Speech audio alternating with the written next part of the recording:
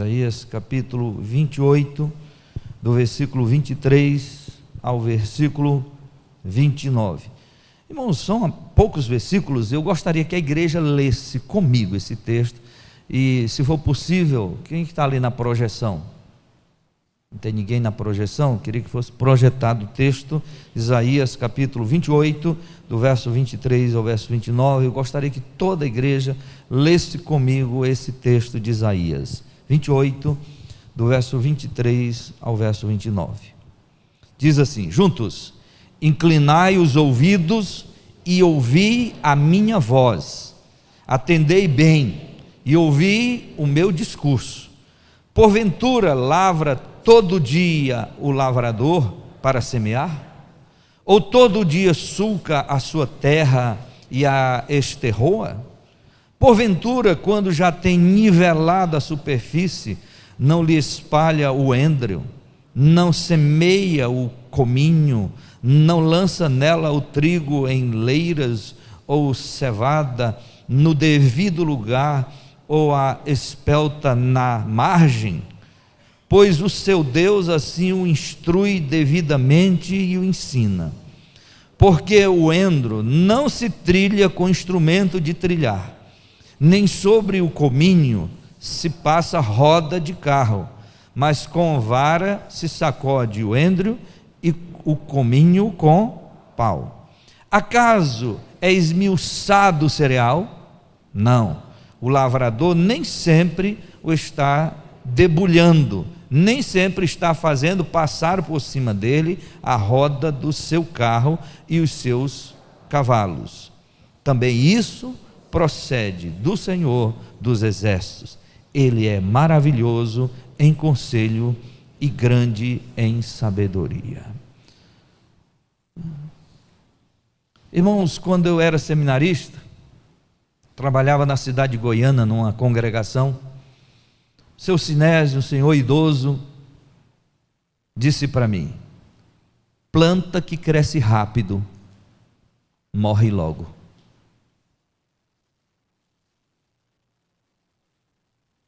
Nunca mais me esqueci. Isso é sabedoria popular.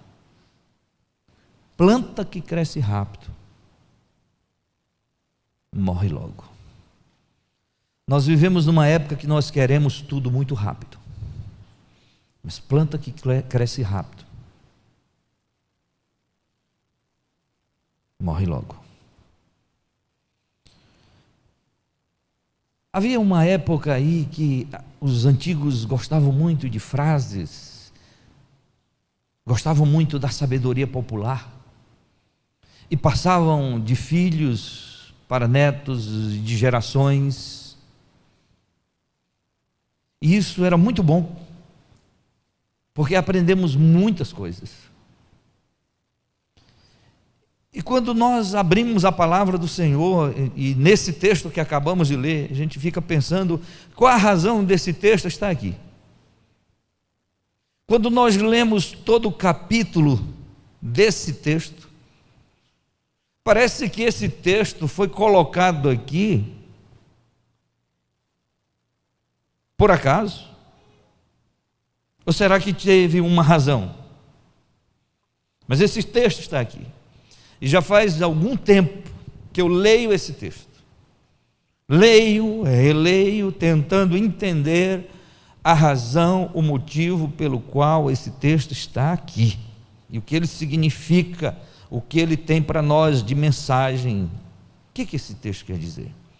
O profeta abre a sua boca e convoca o povo para ouvir a sua voz, e diz assim: inclinai os ouvidos e ouvi a minha voz. Então, de fato, esse texto aqui é uma parábola, a parábola do lavrador, e nós precisamos entender o que esse texto traz para as nossas vidas, para a nossa existência, o que ele significa, o que esta parábola tem a ver conosco.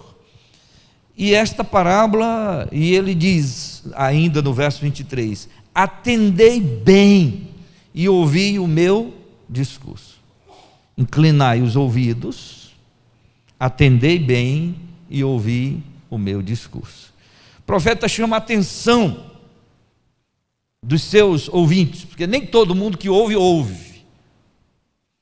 Nem todo mundo que ouve inclina os ouvidos para aquilo que está ouvindo. E nem todo mundo que ouve atenta para aquilo que está sendo ensinado. E o profeta está chamando a atenção dos seus ouvintes para que escutem esta palavra.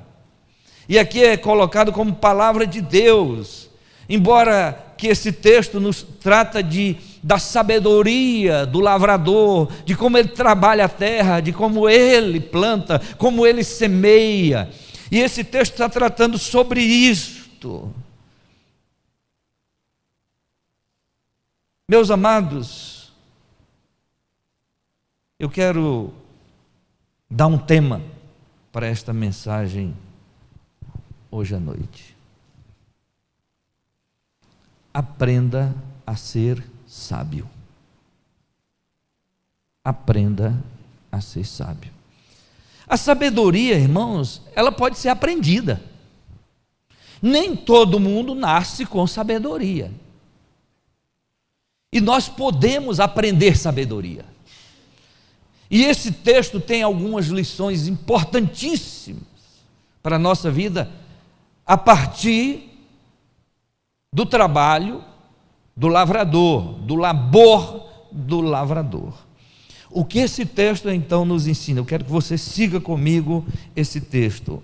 Aprenda a ser sábio, aprenda a ter sabedoria. Nós precisamos olhar para esse texto.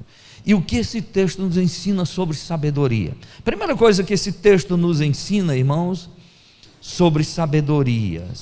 Aqui fala, nós vamos observar 4 aspectos da sabedoria. 4 aspectos da sabedoria. Primeiro aspecto da sabedoria que o texto nos ensina no verso 24, é sobre o tempo adequado. O tempo adequado. Veja comigo o verso 24. Porventura lavra todo dia o lavrador para semear? Sim ou não? Ele lavra todo dia? Ou todo dia sulca a sua terra e a esterroa? Claro que isso aqui são perguntas de retórica,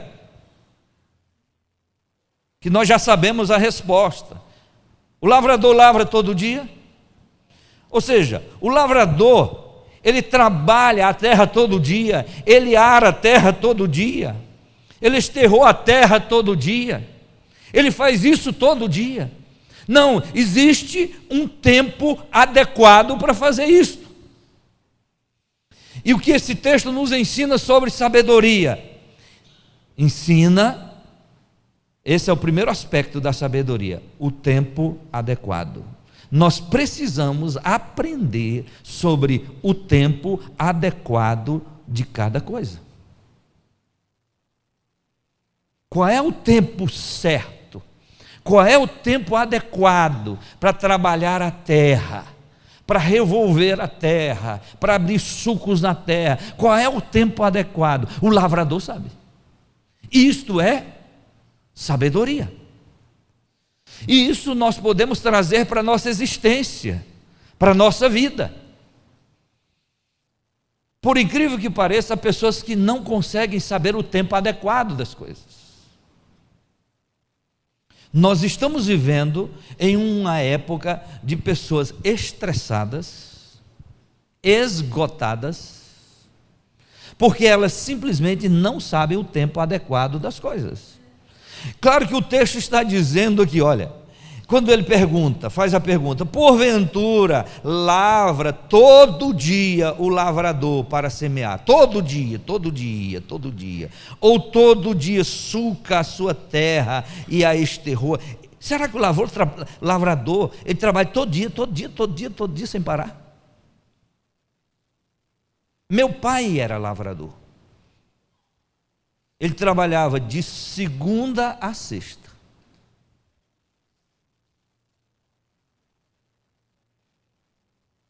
Ele não trabalhava todo dia.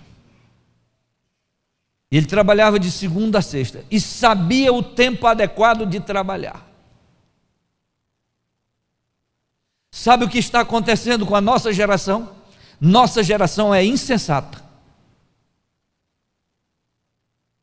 Não sabe o tempo adequado das coisas. E trabalhamos, e trabalhamos, e trabalhamos, e trabalhamos, e trabalhamos, e trabalhamos, e não há pausa. Não sabemos, às vezes, o tempo adequado.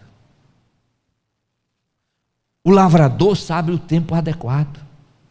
Agora é tempo de quê? De lavrar. Agora é tempo de arar a terra, de sucar a terra, de revolver a terra. Este é o tempo, pronto. Ele não termina de fazer isso e continua fazendo a mesma coisa. Não.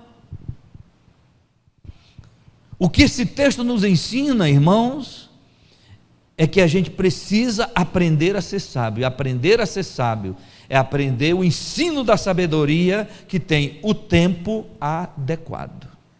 Qual é o tempo adequado?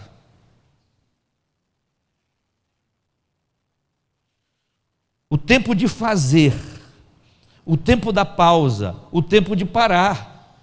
Precisamos aprender isso. Isso é sabedoria. Eu não sei onde vai parar a nossa geração. Porque a nossa geração não consegue entender o tempo adequado das coisas. Agora é hora de descansar, agora é hora de parar, agora é hora de cultuar, agora é hora de ler a palavra, agora é esse tempo. Nós não sabemos o tempo adequado das coisas, e aí fazemos tudo errado. Na hora que deveríamos estar aqui, a gente não está. Porque estamos ocupados com outra coisa. Nós não sabemos o tempo adequado. Há um tempo adequado para tudo. Você precisa de férias. Aí o tolo diz: para que tirar férias? Isso é o tolo. Então não tira, tolo. Agora, quando estiver morrendo, não peça oração.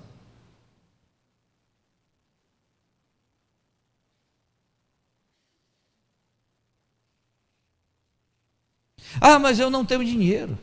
Irmãos, eu já tirei férias com minha família e a gente fazia assim: vamos todos para o shopping, mas a gente não come no shopping. A gente olha lá, vê tudo, mas não come lá, a gente come fora, porque o dinheiro estava regrado.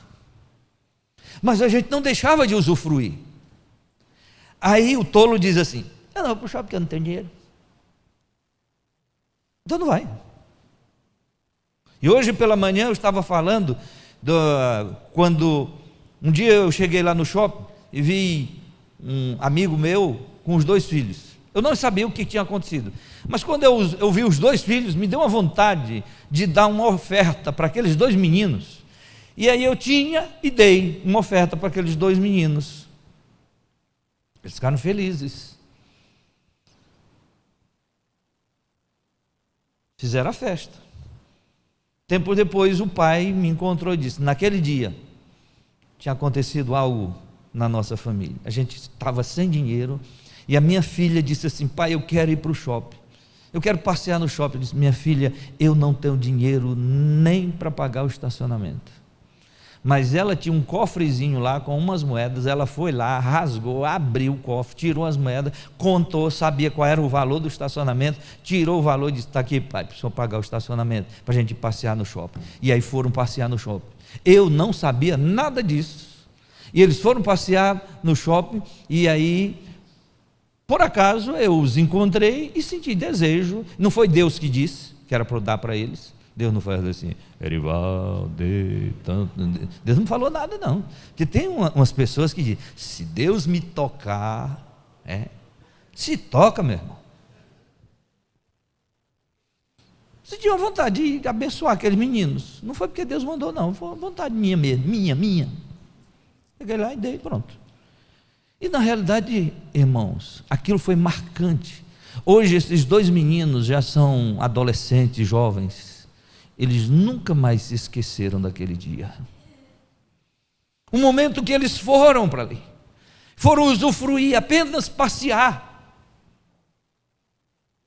Nós precisamos saber o tempo adequado das coisas. O lavrador sabe o tempo de arar a terra, de lavrar a terra, de cuidar da terra, de preparar a terra. Tempo adequado é esse. Precisamos aprender a ser sábio. E esse texto nos ensina isso. Tempo adequado é a primeira coisa. Primeiro aspecto da sabedoria. Tempo adequado. Você sabe o tempo adequado?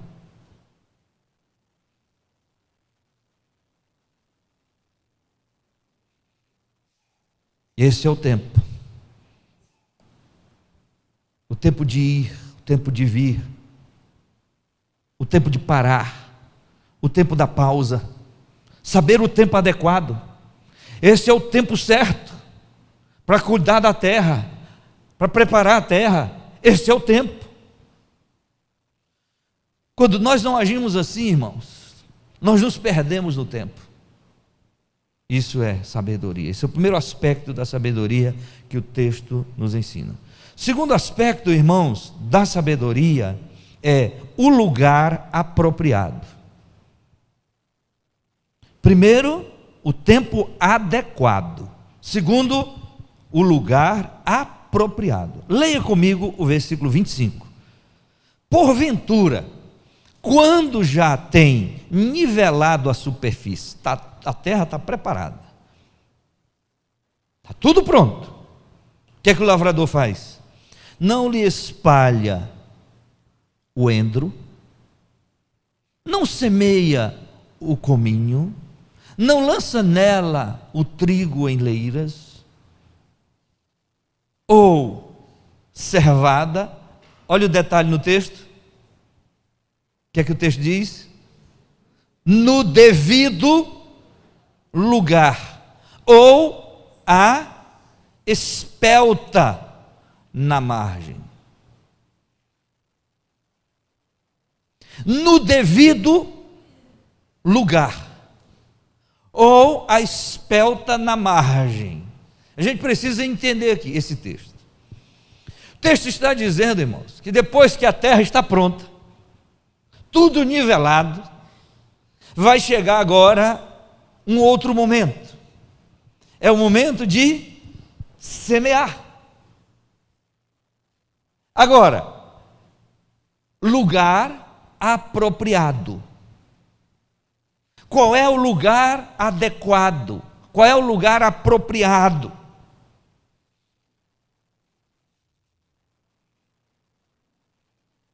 Lá no Ceará, onde meu pai morava, se plantasse mandioca numa terra que não fosse adequada, não dava. Sabe qual era a terra adequada para a mandioca? A terra arenosa, que é chamada de caatinga. Eles plantavam lá. Era lá que produzia mais. Saber o lugar certo. Você sabe que tem plantas que gostam de sol, há plantas que gostam de pouco sol, e há plantas que não gostam de sol.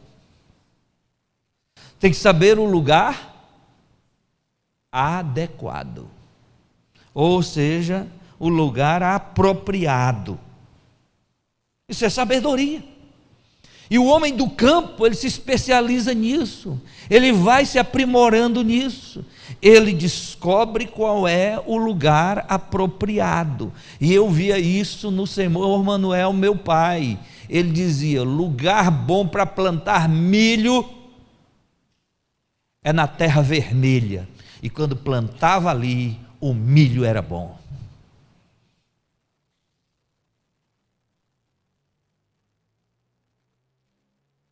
Interessante que o texto está dizendo, embora que a agricultura de Israel fosse diferente da nossa, mas veja que o texto enfatiza o quê? Lugar. Observe de novo o texto. Diz o quê?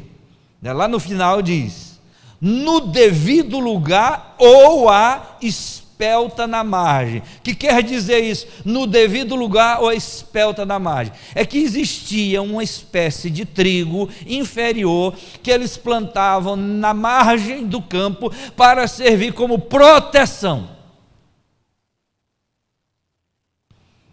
Espelta na margem era o trigo inferior que eles plantavam na margem, porque se porventura entrasse um animal e quisesse se danificar o trigo, ele entraria primeiro e comeria os da margem. O da margem era inferior, o que está lá dentro é superior, então comia lá, o prejuízo era menor. Lugar adequado, o lugar apropriado, isso é sabedoria, irmão.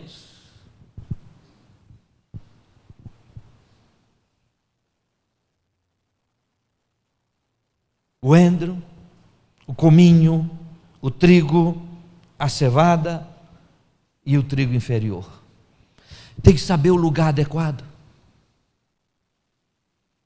o lugar apropriado.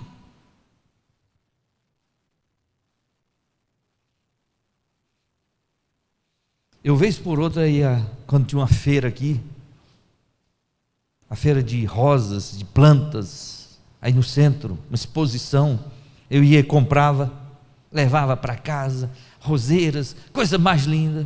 Quando levava para casa, dava um tempo, as bichinhas tudo morriam. Aí eu fui numa floricultura aqui perto da rodoviária e falei para ele: rapaz, não sei por que eu compro lá e morre. Ele disse: sabe por quê? Porque estas plantas são apropriadas para, essas plantas vêm do sul, e elas são apropriadas para lá, quando traz para cá elas morrem.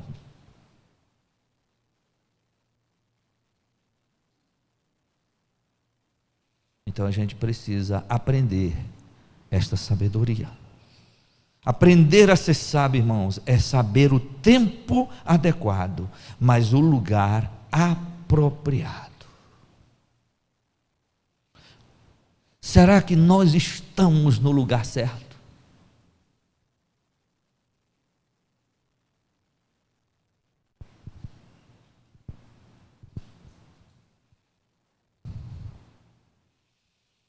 Se você e eu não estivermos no lugar certo, nós só vamos servir de empecilho, nós só vamos atrapalhar. Precisamos estar no lugar apropriado. Isso é sabedoria. E ter a coragem de dizer: isso não é a minha área. Porque há um problema seríssimo dentro das igrejas evangélicas. Gente que quer ser o que não pode ser, que deseja ser.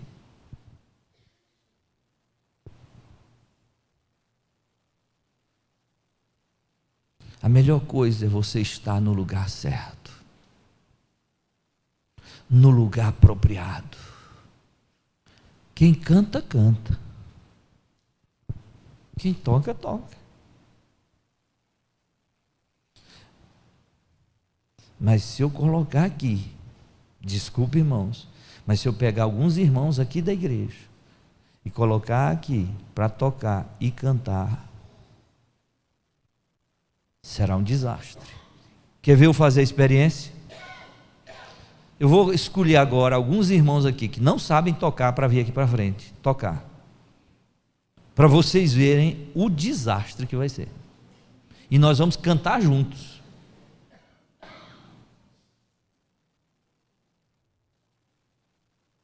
Vai ser complicado. Não vai, meu irmão? Então, cada um, eu não vou fazer isso não, porque eu não quero que o culto fique feio. Então, irmãos, mas no devido lugar. Isso é sabedoria. E nós precisamos ser coerentes. e ter a capacidade de dizer assim: olha, esta não é a minha área, eu não posso. Mas, irmãos, tem gente que quer ser e quer estar no lugar que a gente fica, misericórdia, oh meu Deus. E o pior é quando a pessoa está no lugar errado e ainda se acha.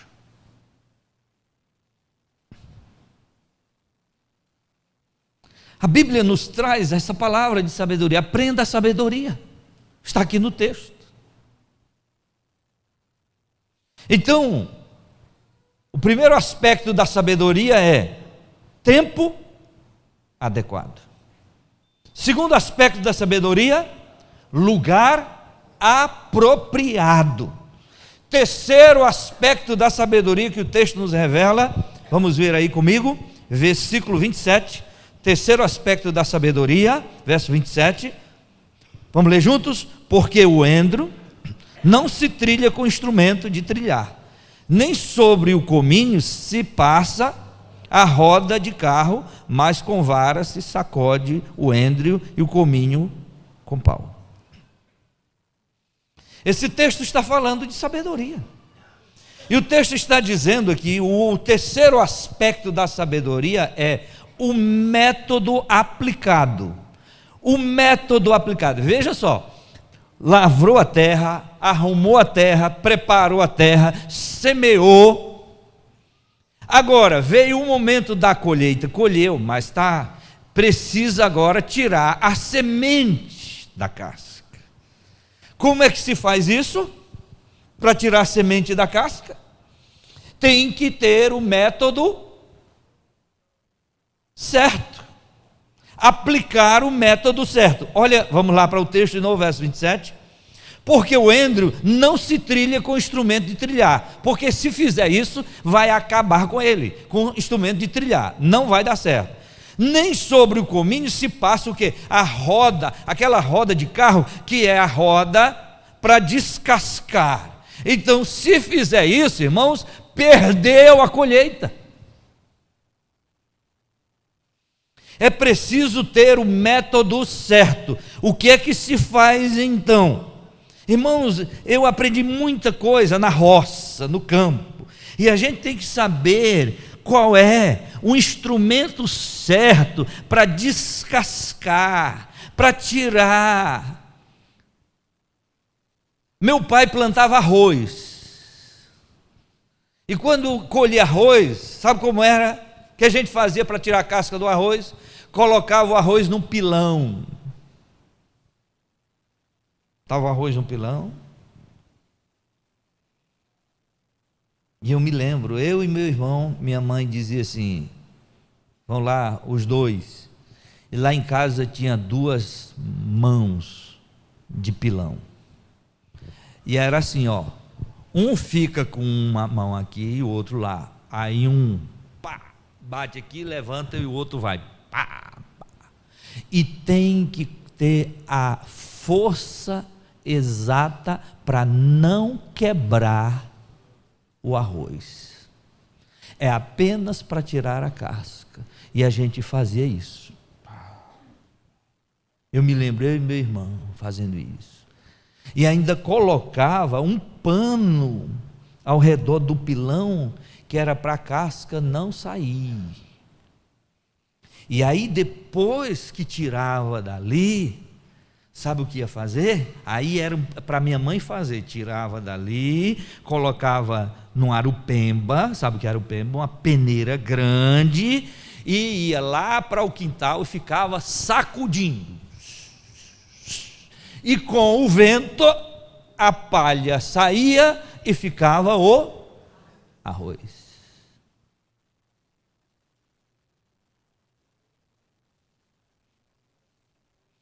Já o feijão não era assim. O feijão ou era debulhado na mão, ou quando era muito, lá tinha um lugar onde meu pai colocava o feijão, a gente olhava assim, dava até tristeza se fosse debulhar e tal. Então, cheio de feijão, tinha uma vara, e ele chegava lá com aquela vara e batia. Pá. E assim o feijão saía da casca. Método. O método aplicado. Veja que o texto é muito explícito sobre isso. Vamos lá de novo, verso 27. Porque o endro não se trilha com instrumento de trilhar, nem sobre o comínio se passa a roda de carro. Mas, faz como? Com vara se sacode o endro e com o comínio, com pau. Está vendo aí? Isso é sabedoria. O texto está nos ensinando, irmãos, a ser sábio. O profeta está dizendo aqui: inclinai os ouvidos, preste atenção nisso, dê ouvidos à sabedoria. Precisamos viver com sabedoria, saber o tempo adequado para cada coisa, lugar apropriado e o método certo, o método aplicado. Aí eu vou aplicar o método certo, e aí eu não vou ter prejuízo. E aí você observa no texto que, de acordo com a espécie, é o instrumento usado. A variedade de todos, ou seja, a natureza de cada um merece um instrumento. Então tem o instrumento de trilhar, tem a roda, tem a vara, tem o pau. Então,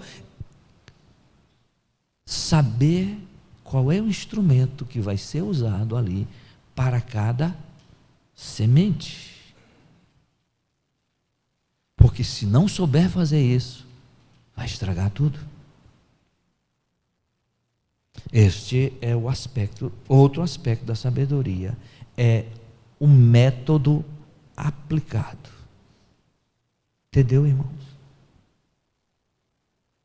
Qual é o método que eu vou aplicar para isso? Se usar o método errado, pode estragar, danificar e ter um prejuízo grande. Sabedoria. Há métodos que a gente vai ter, que pode usar aqui, que não vai usar ali. Há métodos que funcionam para determinadas pessoas que não funcionam para outras. Em aconselhamento eu já percebi isso. Tem pessoas que chegam para aconselhamento assim: pastor, eu queria que o senhor me aconselhasse, eu estou precisando de um conselho, estou passando um momento difícil no meu relacionamento, aí eu vou, ensino e tal. E a pessoa sai dali e vai na bênção. Mas quando eu morava lá no Amapá, uma irmã chegou lá em casa, queria um aconselhamento, porque ela estava com um conflito com o esposo e estava pensando em se separar. Aí ela chegou, sentou, conversei com ela e disse: olha, é assim, você precisa preservar seu casamento, olha, vocês têm filhos. Ensinei, falei. Quando eu terminei, irmãos, passei mais de 1 hora com aquela mulher. Quando eu terminei, ela olhou para mim e disse assim: muito obrigado, pastor, mas eu vou me separar. Irmãos, quando aquela mulher disse isso, o sujeito passa mais de 1 hora falando, tentando resolver um problema de uma miserável daquela, e ela ainda pôs dizer que, então para que ela foi lá? Se ela estava decidida a separar. Aí eu zanguei. Irmãos, ninguém queira me ver zangado. Quando eu estou zangado, eu não gosto nem de mim, mas eu me zanguei. Eu olhei para aquela mulher com tanta raiva, e eu olhei para ela e disse assim: então vá-se embora e se separe do seu marido, largue ele, vá fazer o que você quiser, e quando você estiver sofrendo, não me procure, não venha chorar aqui, está me ouvindo? E ela foi-se embora.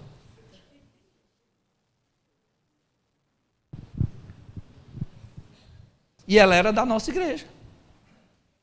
Próximo culto estava ela bem agarradinha com o marido.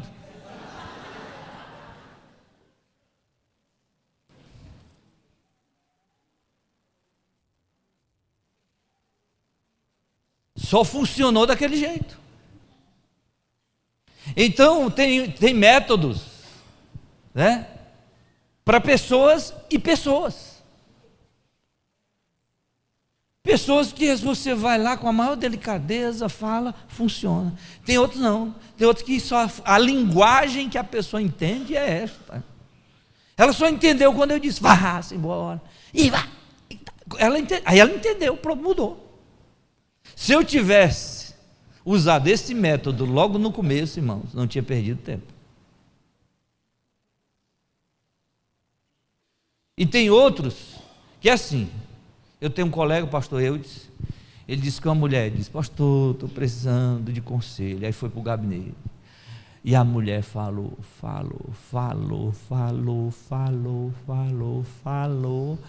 e o pastor calado. E ela falando. Mais de 2 horas, só essa mulher falando.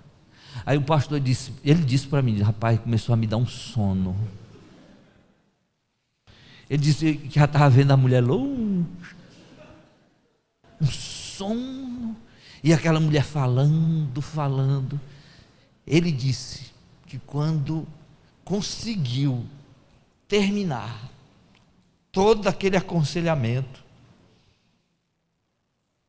ele já quase de cama, ele olhou para ela assim e disse, irmã, que Deus te abençoe. Disse que foi a única palavra que ele deu, foi essa, que Deus te abençoe. Ele disse que saiu dali, foi direto para casa, se jogou na cama que ele estava lá. É o método, irmãos, anestésico. Anestesiou o coitado do pastor.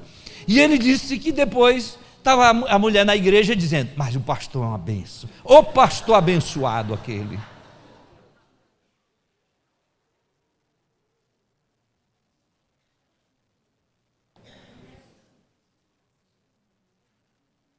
Tem uns, irmãos, que tem que ser no pau. Outros não, basta um abraço.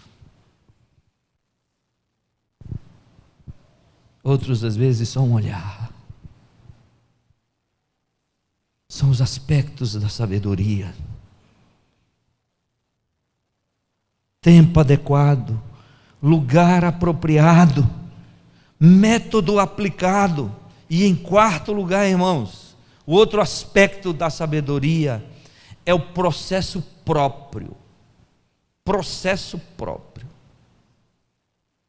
Esse é o quarto aspecto da sabedoria. Qual é o processo próprio? A gente semeia antes de lavrar a terra, semeia antes de preparar a terra. Não, existe um processo. Processo: lavrar a terra, ou seja, preparar a terra. Depois que prepara a terra, semeia. E depois que semeia, vem o tempo da colheita. Então, existe um processo. Nós precisamos aprender esta sabedoria da palavra. Tem o tempo adequado, o lugar apropriado, o método aplicável e o processo próprio. Existe um processo, não é, doutora Rebeca? Não existe um processo para restaurar um dente? Existe. Tudo tem um processo, meus irmãos. Faz parte da sabedoria. O grande problema é que a gente às vezes atropela tudo. E há uma pessoa admirável na palavra de Deus, é Jesus. Jesus nunca atropelou o processo da história dele. Como é que Jesus só assume, só resolve viver o ministério dele com 30 anos? Por quê? Lucas, no capítulo 3, na genealogia, diz assim: era como se cuidava, ou seja, para ser levita, sacerdote levita, para ministrar no templo naquela época, tinha que ter 30 anos, e Jesus observou isso. Só começou com 30 anos. Não faltava unção, não faltava poder nele, não faltava sabedoria nele, não faltava nada em Jesus. Ele era perfeito, completo, mas ele observou o processo das coisas. A vinda de Jesus teve um processo natural. Ele não veio aqui, irmãos, como adulto, ele veio como um processo natural. no ventre. Eu fico achando isso que foi uma humilhação. Quem é Deus, glorioso, servido, toda autoridade lá no céu, ser reduzido a um feto.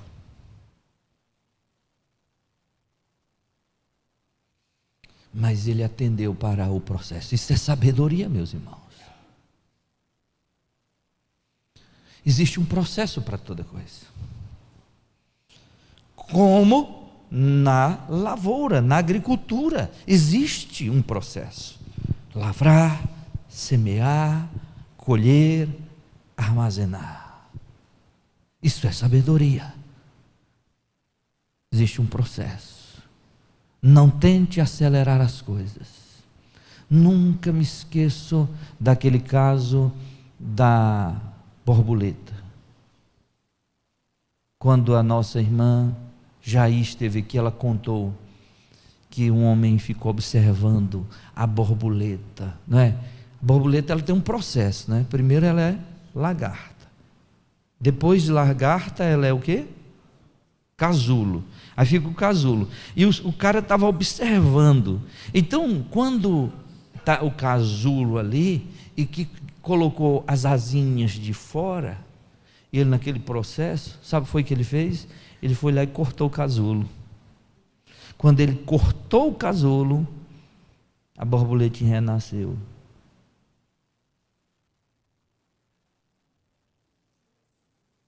Não conseguiu voar.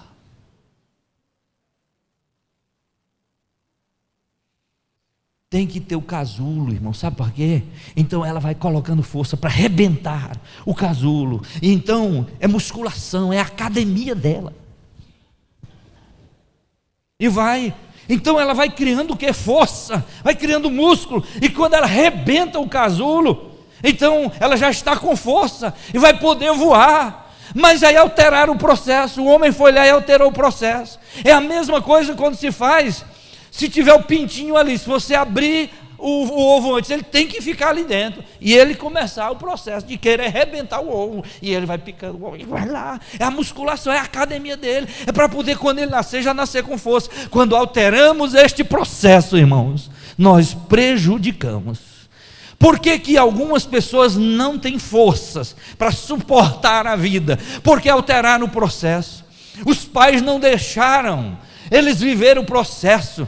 Há pais que ficam nesse protecionismo tão grande com os filhos, não deixam. E eu sempre me lembro, e vou contar de novo, quando eu vinha correndo, eu menino, eu devia ter, eu acho que uns 4 anos.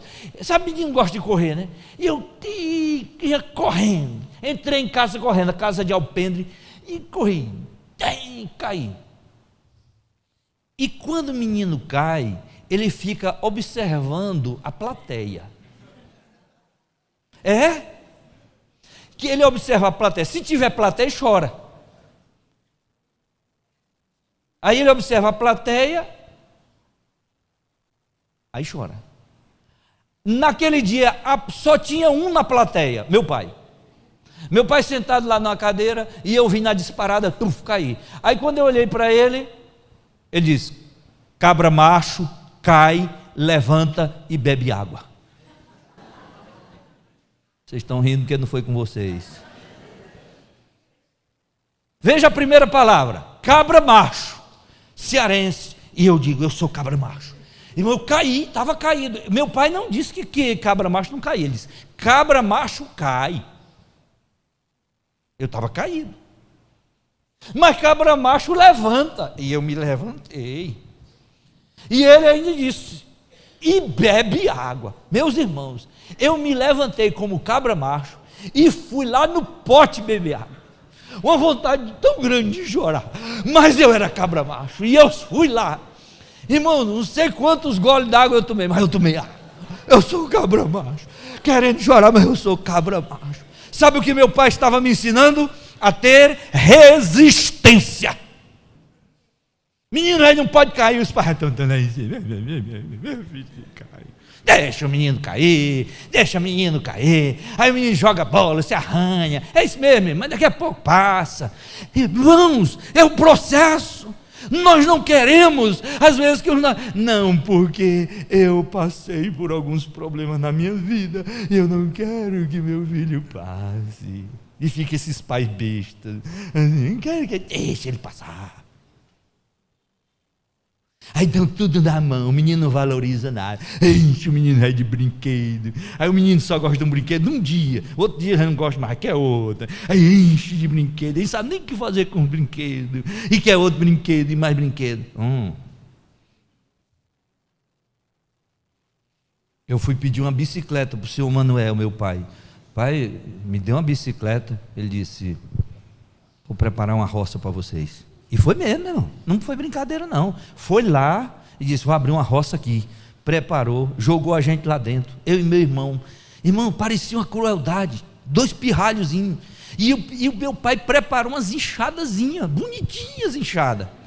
E eu peguei a minha enxada, e meu irmão, primeiro dia, a maior alegria do mundo, nós fomos lá, bora, vamos semear, e preparou, e lá, e plantamos a nossa roça, para comprar uma bicicleta, e eu e meu irmão lá, cuidando dessa roça. Meu irmão, o mato começou a tomar conta, e eu e meu irmão numa agonia, meu irmão, e a gente, rapaz, não aguenta não, ia lá, e era perto. Meu pai não foi mal não, irmão, ele fez uma roça perto de casa.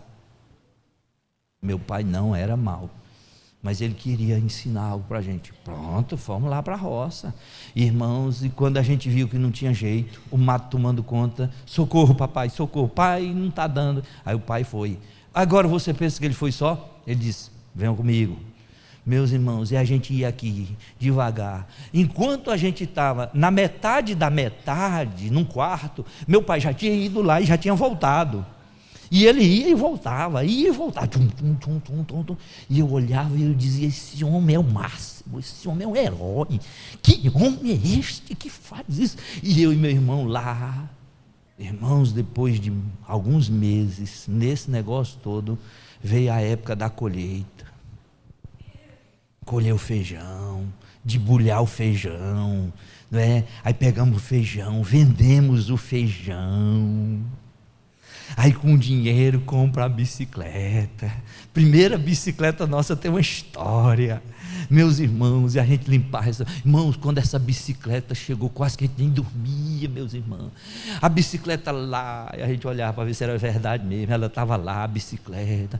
Irmão, a gente acordava de manhã, olhava para a bicicleta, e aí ia andar. Aí era assim: a minha vez. Aí o meu irmão andava, agora é a minha. E era a alegria, ia andando nessa bicicleta. E era aquelas bicicletas monarca, que tinha uma roda assim, e a gente nem alcançava direito, tinha que meter a perna assim do lado, e a gente andando naquela bicicleta, e ia rodando dessa bicicleta, irmãos. E a maior confusão foi no dia que a minha mãe emprestou essa bicicleta, sem autorização. E aí quando a gente viu, cadê a bicicleta? Minha mãe disse: eu emprestei para o vizinho, que a senhora emprestou a bicicleta, para que a senhora emprestou? E quando o vizinho devolveu a bicicleta, veio com um problema, quebrou lá o cone, e eu não sabia o que era cone, e levamos lá para o homem ver, e o homem disse: os cones estão quebrados. Pronto, volta, os cones estão quebrados. E aí trouxemos a bicicleta. A mamãe disse: pode deixar lá que eu pago os cones. E minha mãe teve que pagar. Mas eu pergunto: Dona Alice emprestou de novo aquela bicicleta? Nem na memória, nem no pensamento. Irmãos, aquela bicicleta era o máximo para nós. A gente sabia do preço que foi, era um processo. Isso é sabedoria. Agora a gente empurra tudo para os nossos filhos, dá tudo para eles. Os bichos velhos ainda ficam ameaçando: se eu me zangar, eu saio de casa. Lucas nunca ousou dizer isso, porque senão eu botava ele mesmo para fora. Aí fica hoje um jovem, uns adolescentes, e os pais dão tudo, e dão isso aqui, e dão tudo, e ainda tem o bicho velho, ainda chega assim: eu estou com vontade de ir embora, se me der, eu vou embora. Ah, irmão, bota para fora, vai-se embora, bicho, vai. Agora, o camarada tem dentro de casa, irmão, a comidinha na hora, e tem roupa passada, lavada, não paga aluguel, não paga nada, ainda fica ameaçando o pai que vai embora. Bota para fora, para ele sentir, bota para fora. Quando ele estiver lá, aí ele vai pagar aluguel, vai ter que fazer a comida dele, e não é só fazer a comida, vai ter que comprar a comida dele, irmão, e dá trabalho. Eu sei do trabalho que dá. Eu estava dizendo para minha esposa, mas rapaz, dá um trabalho que só a gente comer. Porque, irmão, você vai no supermercado, primeiro você tem que ter dinheiro, vai para o supermercado, chega no supermercado, tem que comprar, e aí para comprar, enche o carrinho. Depois que enche o carrinho, tira tudo de dentro do carrinho, passa tudo, depois enche o carrinho de novo, leva para o carro, tira do carrinho, põe dentro do carro. Olha o processo, não é bom? Bom demais. Adolescentes, vocês precisam ver que coisa maravilhosa. Aí põe dentro do carro, quando chega em casa, aí tira de dentro do carro e vai carregar, e ainda tem que arrumar. É ou não é? Todo um processo, meu irmão. Agora inventa para casar, aí para você ver. Irmãos, a sabedoria nos ensina isso, o processo das coisas. É isso que vai nos dar o que? Resistência. Estes são os 4 aspectos da sabedoria. Primeiro, tempo adequado. Segundo, lugar apropriado. Terceiro, método aplicado. Quarto, processo próprio. Esses são os aspectos da sabedoria. Irmãos, agora tem 2 detalhes nesse texto que eu queria chamar a sua atenção. Primeiro está no verso 26. O que diz? Vamos ler juntos? Pois o seu Deus assim o instrui devidamente, eu ensino. O segundo texto está no verso 29. Também isso procede do Senhor dos Exércitos. Ele é maravilhoso em conselho e grande em sabedoria. O profeta falou tudo isso aqui para mostrar a sabedoria de Deus. Irmãos, é Deus que nos dá a sabedoria. Deus é que nos ensina a sabedoria. E eu quero terminar esta palavra te dizendo 4 coisas interessantes sobre a sabedoria divina. Primeiro, sobre a sabedoria divina. A sabedoria divina é aplicada com habilidade. A sabedoria de Deus é aplicada com habilidade. Deus não faz as coisas de qualquer jeito, de qualquer maneira. É aplicada com toda a habilidade. Tudo que Deus fez, tudo que Deus faz é aplicado com habilidade. Terceiro, a sabedoria divina é excelente em sua natureza. A sabedoria divina é excelente em sua natureza. O que procede de Deus, irmãos, é excelente, é o melhor. Deus tem o melhor. O que Deus faz é o melhor. A sabedoria de Deus, irmãos, ela é excelente em sua natureza, em sua origem, em sua fonte. Terceiro lugar, irmãos, a sabedoria divina é apropriada em sua eficácia. É apropriada em sua eficácia, é a sua maneira de fazer. Oh, irmãos, que coisa linda, irmãos. E esse texto está revelando isso para nós. A sabedoria de Deus é apropriada em sua eficácia.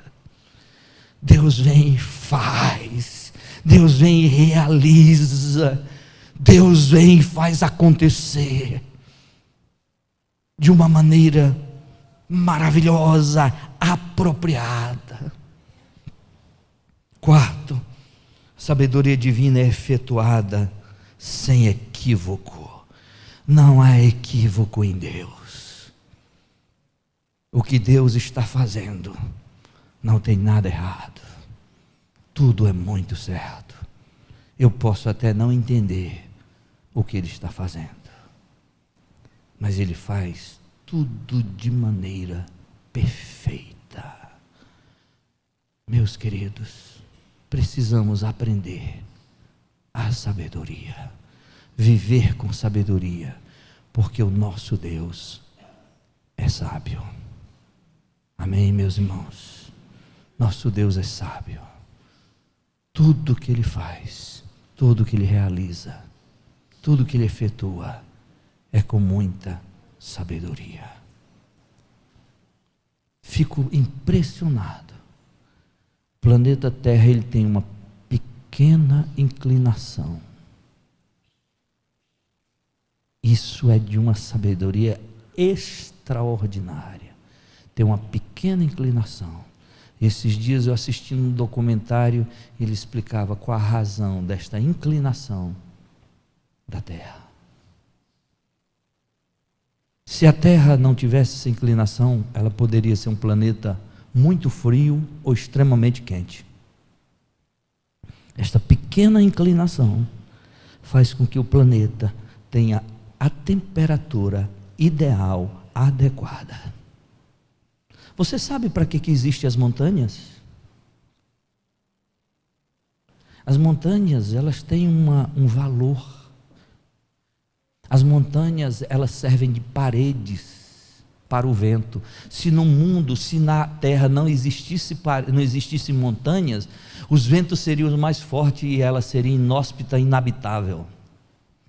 Mas as montanhas também servem para acumular gelo, e quando esse gelo é acumulado e derrete, ele derrete e escorre e vai para os rios. Alguns rios subsistem por causa do gelo das montanhas. Tudo que Deus faz, irmãos, tem uma razão de ser e tem a sabedoria.